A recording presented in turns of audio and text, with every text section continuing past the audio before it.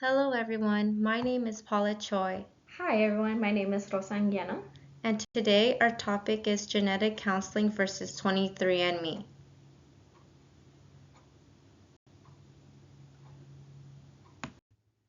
Hello, we'll be talking about genetic counseling, benefits of genetic counseling in healthcare. According to the National Institute of Healthcare, what is genetic counseling? A healthcare service that helps individuals and families understand the medical, psychological, and family implications of genetic contributions to diseases.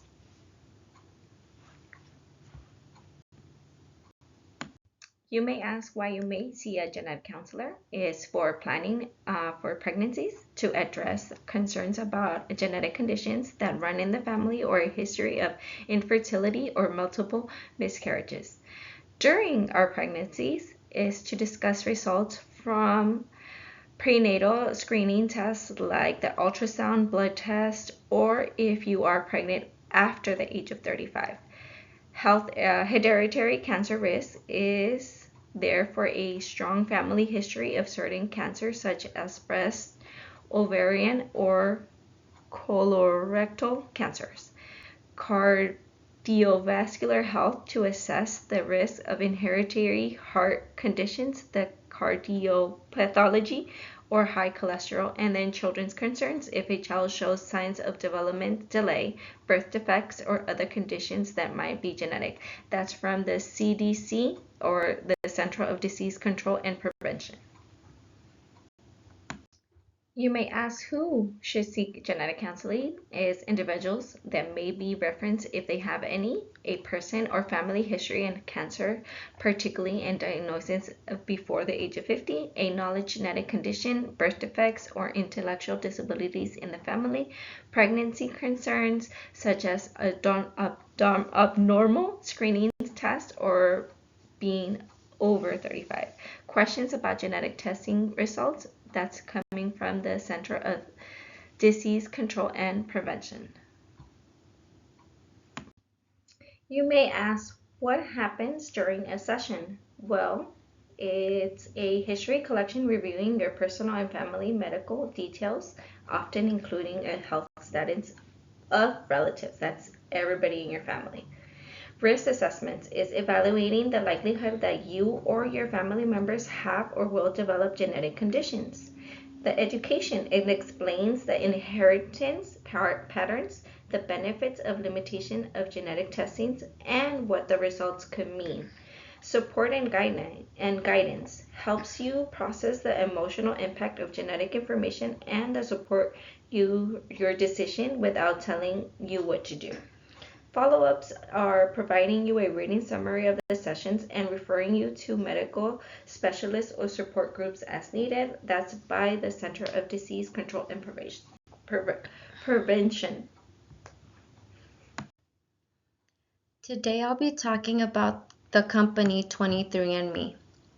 A fun fact to start with, the company's name comes from the 23 pairs of chromosomes found in a typical human cell. That's where the name 23andMe comes from. Before we can talk about how 23andMe works, we need to understand the foundation of everything they analyze. What is DNA? DNA stands for deoxyribonucleic acid. It's the molecule that carries all of our genetic information. DNA determines traits like eye color, hair texture, and even certain health tendencies. Every person's DNA is unique, which is why genetic testing can reveal so much about ancestry and health. This slide helps explain what DNA is before we talk about how 23andMe analyzes it. Now that we know what DNA is, let's look at what genetic testing actually does with that information. What is genetic testing? Genetic testing is a process that analyzes your DNA to learn more about your ancestry, inherited traits, and certain health tendencies. Companies like 23andMe use your saliva sample to look at a specific part of your genetic code. This can show where your ancestors come from, what traits you might have inherited, and whether you carry certain genetic markers that could be linked to health risks. Genetic testing doesn't diagnose diseases, but it can give you helpful information about your genetic background. Now that we understand DNA and genetic testing, let's talk about the company that makes this process so accessible, 23andMe. About 23andMe. 23andMe was founded in April 2006 in San Francisco. This company was created to give consumers direct access to their genetic information without needing a doctor or a middleman. This kit is mailed directly to your home. Inside the package, you'll find a plastic tube and instructions. You simply provide a saliva sample, seal the tube, and send it back to the company to analyze it. On the next slide, you'll see a demonstration of how the kit works.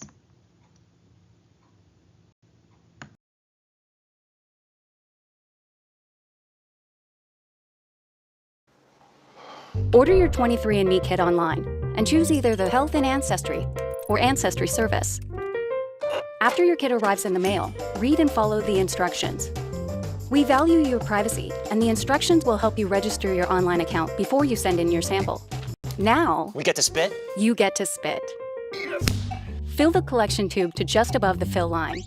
And remember, don't eat, drink, smoke, chew gum, brush your teeth, or use mouthwash for at least 30 minutes prior to providing your saliva sample. After you've spit, securely snap the cap to the tube, which releases the DNA stabilization buffer solution. Holding the tube upright, unscrew the funnel from the tube and discard. Use the small cap to close the tube tightly. Shake the cap tube for 5 seconds. Place the cap tube in the small plastic bag. Seal the bag and return it to the original box. The plastic clamshell is recyclable. They seriously thought of everything. All that's left to do is to peel the strip and seal the box closed, then ship. You'll receive updates letting you know your sample is being processed. You'll be able to track your kit's journey to the lab through your private account. And then, about 6 to 8 weeks later, you'll receive an email letting you know your reports are in, and your genetic journey is about to begin. Let's take a closer look of what happens after you send in your sample. After you send your saliva sample, which contains your DNA, it takes a few weeks for the lab to process it. Once your results are ready, you can log into 23andMe app and explore your ancestry composition, your maternal and paternal lines, health-related genetic risks, your automatically generated family tree, and even connect to relatives with DNA. Now that we know what the kit does, let's talk about how much these kits cost, depending on whether you buy them. The cost of genetic testing, local stores versus online. When comparing the cost of genetic testing kits, there's a big difference between buying them in local stores versus buying them online. In local stores like CVS, Best Buy, Walmart, and Target, the prices usually range from $69.99 to $100. You avoid shipping fees and get the kit immediately. Whereas online prices, however, can be much higher, usually $150 to $299 on Amazon or eBay. Online sellers sometimes raises the prices due to demand, limited stock, or third-party markups. Overall, local stores tend to offer the lowest and most reliable prices. Next, we're going to switch from talking about DNA to actually seeing it in real life.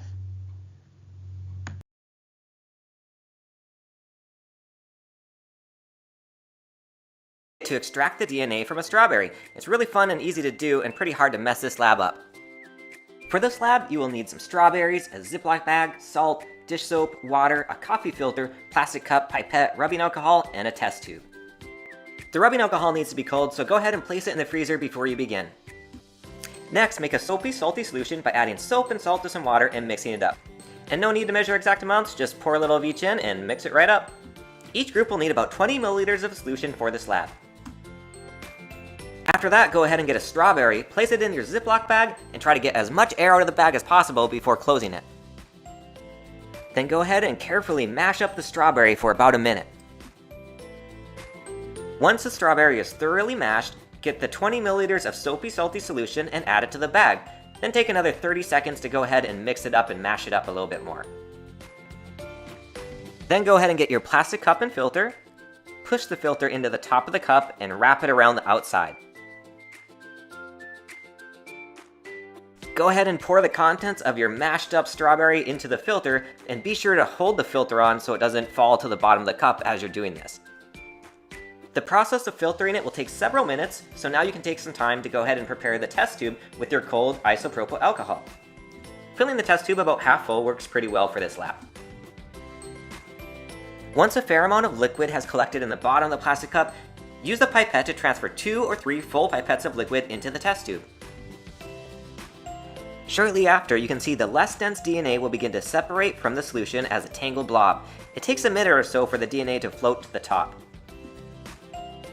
It's fun to take a paper clip and bend it into a hook in order to take a closer look at the DNA. This lab is always a hit, and it still to this day amazes me how easy it is to actually get. On the video we just watched about the strawberry DNA extraction, you can see that this activity is appropriate for children in elementary school settings, with adult supervision and/or guidance, as this keeps children engaged and is great as a visual and hand-on experience for children.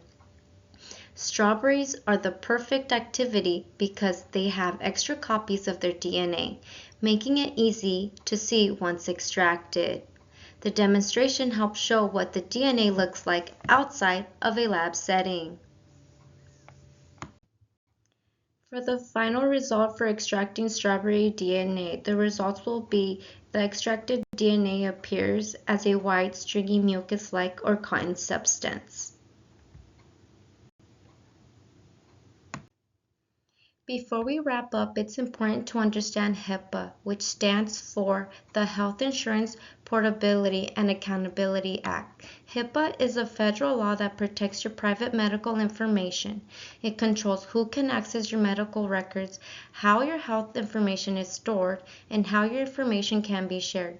Think of HIPAA as a private shield that keeps your medical data safe. In conclusion, while 23andMe provides interesting insights about ancestry, relatives, and genetic traits, I personally believe that genetic counseling is safer and more secure option. Genetic counselors operate under HIPAA protection, meaning your DNA cannot be sold or shared with third parties. Because of that, I feel that genetic counseling is the best choice for protecting your privacy and your genetic information. After learning about both genetic counseling and 23andMe, I realized that each offers something different, and the choices really depends on what someone is looking for. 23andMe is interested because it's a quick access to things like ancestry, compositions, traits, disease risks, and even drugs response. It is usually at home, and I can see why people enjoy exploring where their DNA comes from or connecting with relatives. But when I think about my own health, my family, and the responsibilities of the real medical concerns, I feel comfortable with genetic counseling. In the documents, it explains how counselors review your personal and family history, help you understand inheritance patterns, and support you emotionally through the process. The level of guidance feels more trustworthy to me, especially because genetic counseling follows privacy promotions like HIPAA, which makes you feel safer sharing sensitive information. So I would choose personally genetic counseling. It feels more supportive and more accurate and more focused on my actual health rather than just curiosity. 23andMe is fun and informative, but genetic counseling gives me the confidence that I'm taking a decision with real professional help behind me.